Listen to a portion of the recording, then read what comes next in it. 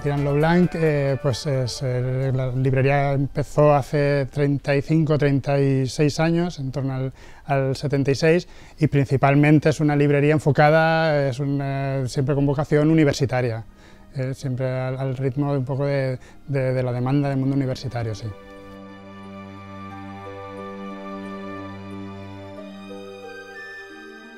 Los fondos que tenemos, pues siendo una librería universitaria, es principalmente humanidades, libro de ensayo y de estudio en el ámbito de historia, filosofía,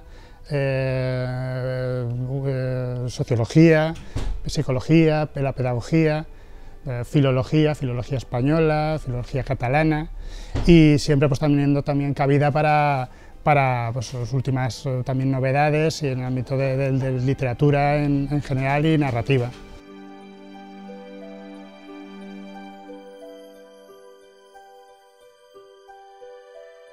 Yo te indicaría el libro de Josep Vicent Boira Maikes, que es Valencia, la ciudad.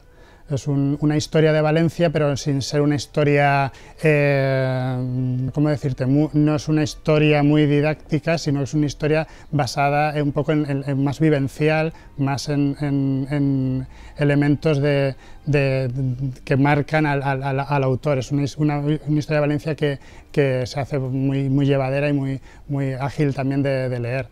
Y otro libro, bueno, se podrá encontrar en más sitios, pero a mí me ha llamado mucho la atención. Es una novela que sin demasiada difusión está teniendo bastante movimiento, y es El abuelo que saltó por la ventana y se largó. Es una historia de aprovechar la vida hasta el último momento, incluso cuando tienes 100 años todavía te queda mucho por vivir.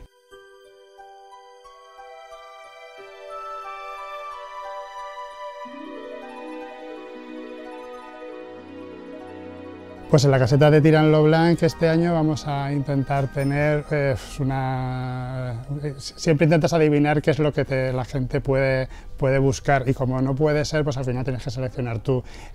Vamos a tener una pequeña selección de lo que es la librería, en cuanto a que hay libro de ensayo, libro de historia, libro de sociología, libro de política, y un intento de también tener las últimas novedades, quizá también para un público más general.